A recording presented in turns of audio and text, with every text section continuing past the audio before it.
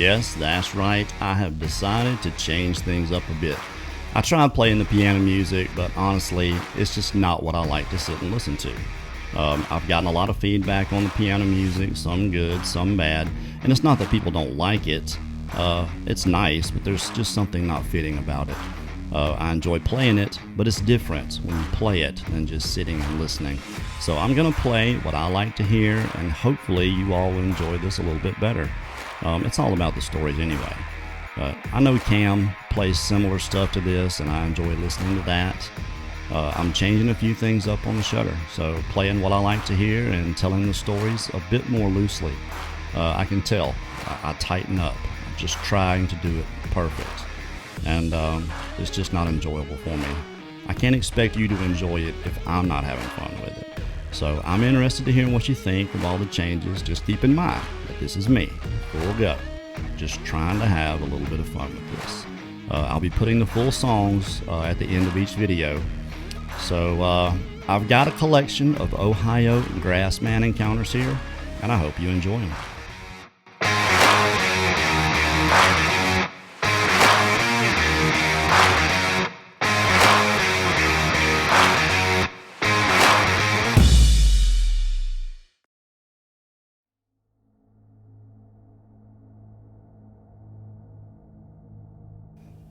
I was a vendor at a creature weekend at Salt Fork State Park.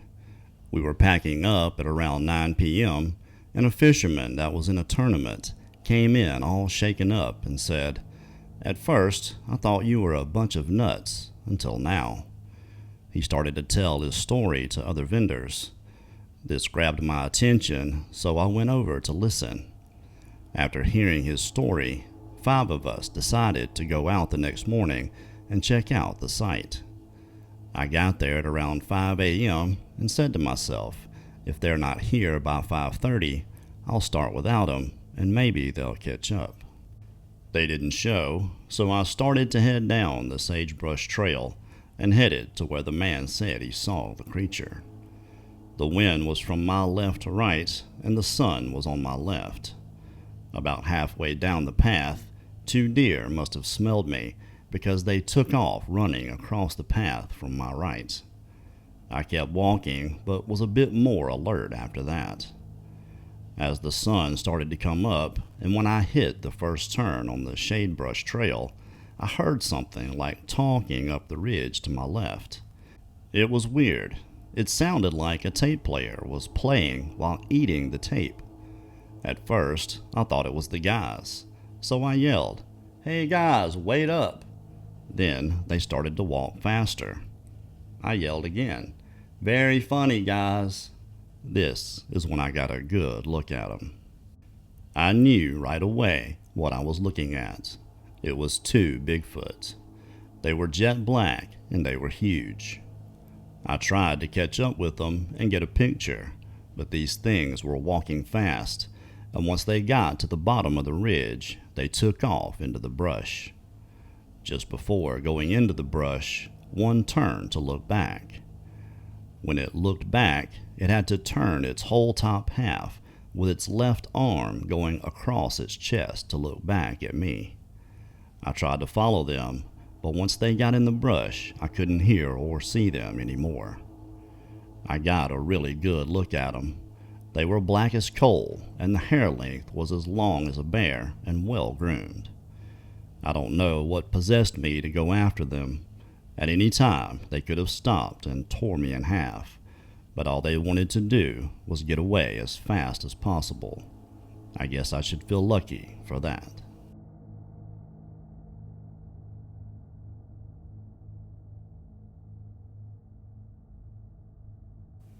In 1979, my family and I lived on a farm in Haydenville, Ohio, just outside of Logan. My dad had just painted our front porch, so we had to go out the back door to feed our dog. His name was Wolf, and he was tied up in the front yard. One night, my dad sent my brother Jim out the back door to go feed Wolf. Jim was 10 years old at the time and not really afraid of anything.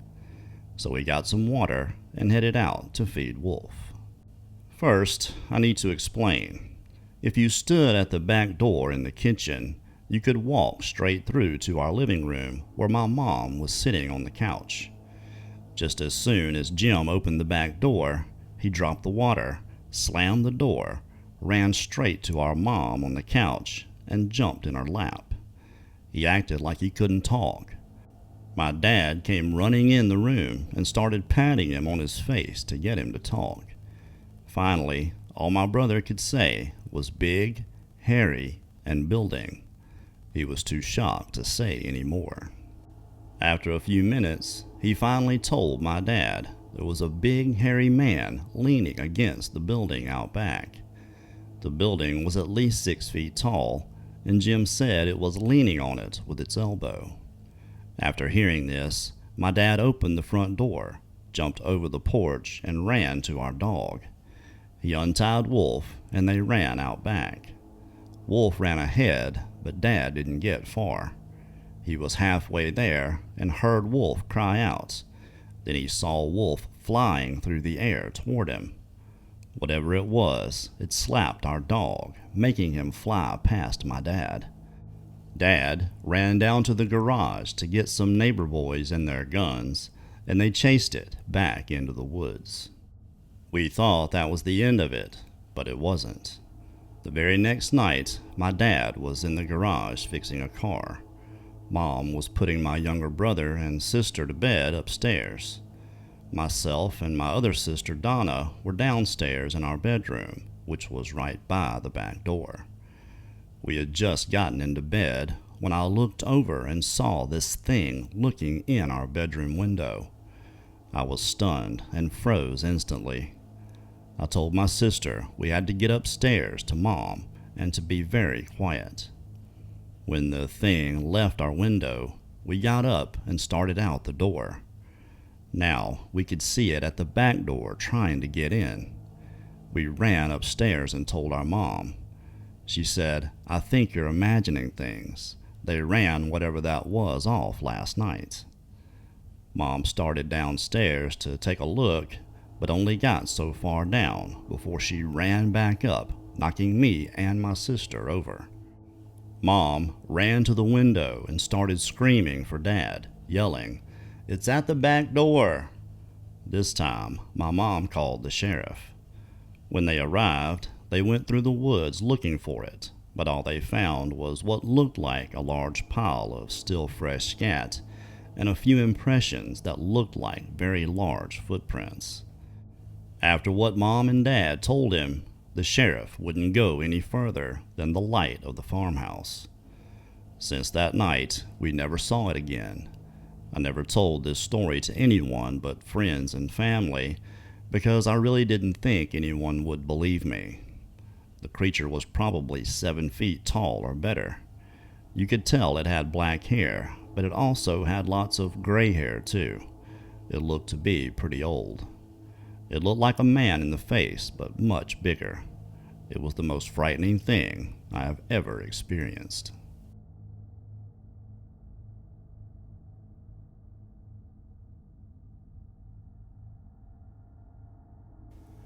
My incident occurred on the 4th of July in 1995 in the CVNRA in Boston, Ohio.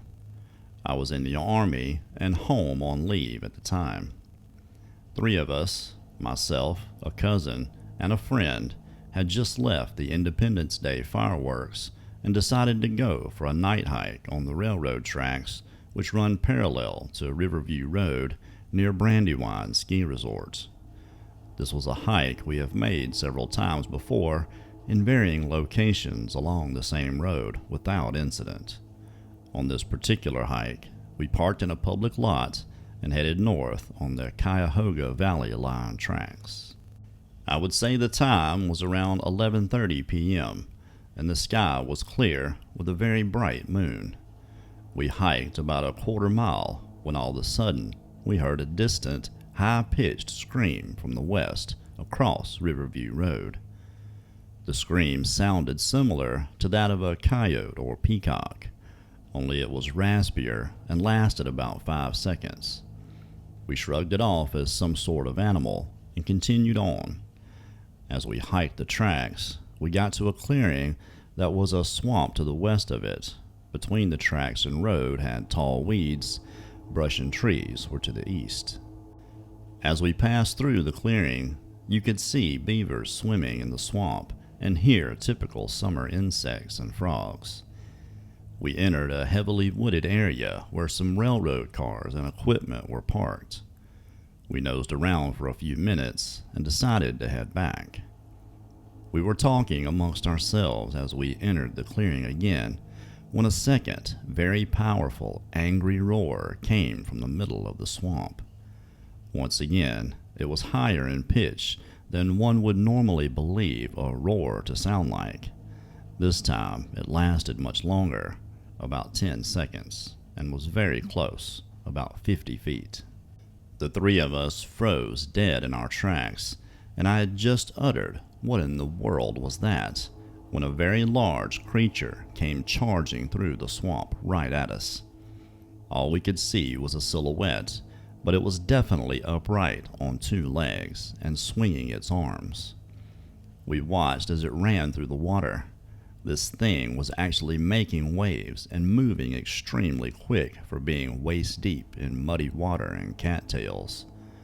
The three of us sprinted back toward the car, occasionally looking back to see if it was following us.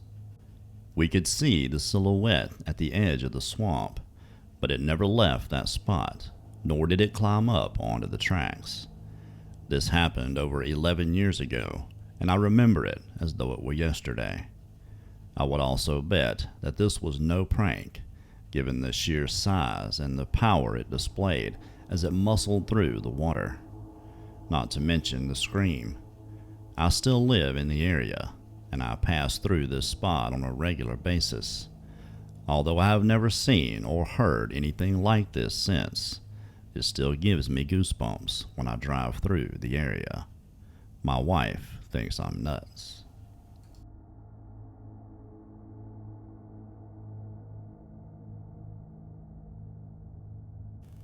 I've really been into this Bigfoot stuff ever since I saw a show about it on the Discovery Channel a few years ago.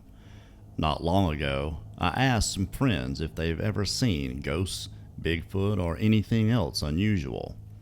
To my surprise, my friend told me that she saw Bigfoot 2 times in her backwoods. Now, I didn't see this thing. I'm sending it in for her because she thinks everyone will think she's crazy if they find out she posted her story. I believe her. The way she described it just made me know it was the truth. She explained it to me like this. She has a lot of woods in her backyard that went all the way to the highway. About 20 or 30 yards from the back of her house, a little cliff starts and then it goes down into a ravine. The first sighting was when she was picking up after her 3 dogs were let out to do their business. She always picked it up and tossed it in the ravine. When she started heading down there, she saw a very large 6 to 7 foot tall animal on 2 legs. It had black fur, and the hair was a bit longer on its head than the rest of its body. She told me that this thing looked just like the Bigfoot from the movie Harry and the Hendersons. When she saw it, it was walking away at a fast pace. She panicked and ran to her house as fast as she could, never looking back. The second sighting is a bit scarier. This took place a few months after the first one. After some time, she regained the courage to go outside and enjoy her backyard again. She was walking toward the woods one day and was stopped dead in her tracks. She was startled to see, squatting on the edge of a little drop into the ravine, a brown-haired Bigfoot.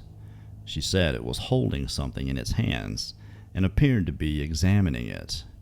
As soon as she stopped, it turned around and looked right at her. She said the way it looked at her with its big eyes made her delirious with fright. After a few seconds, she started slowly backing away. Then she fully turned around and sprinted home. Stopping to close her door, she looked back, but she didn't see it anymore. She said she was afraid to report it, and to hear her tell it You can see it scared her. She knows what she saw, and I believe her.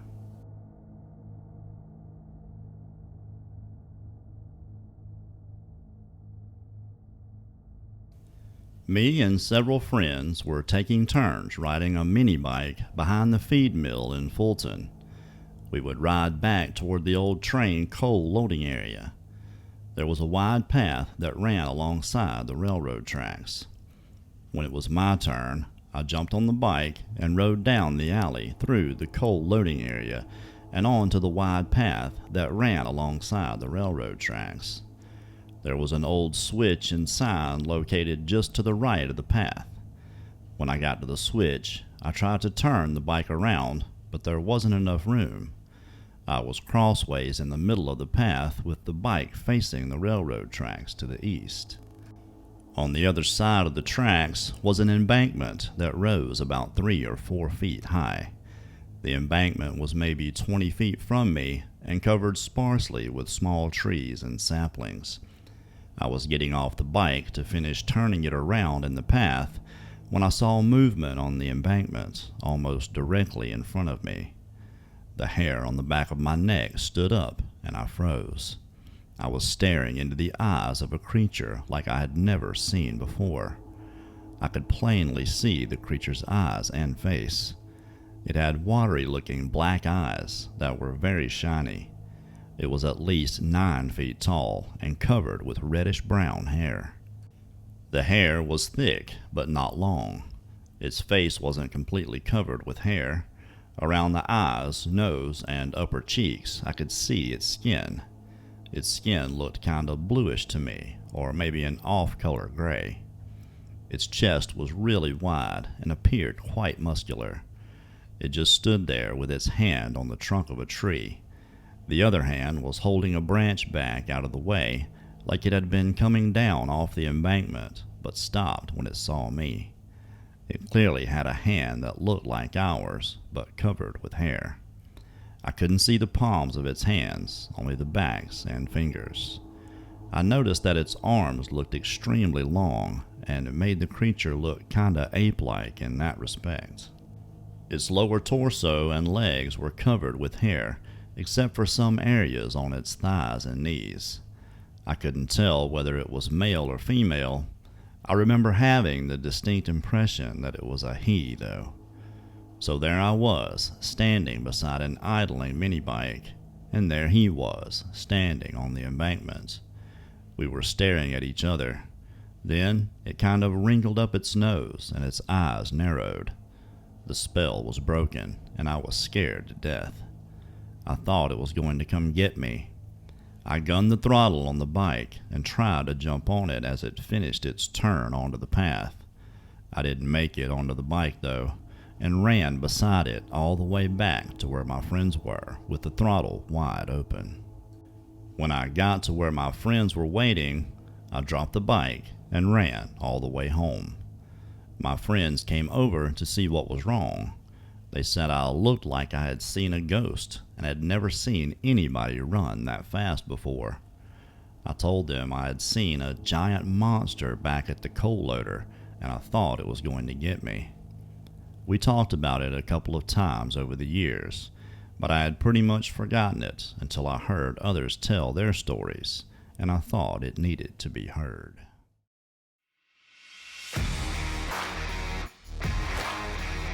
Let me tell you, I've been face to face with one of these things, except I was a full-grown man.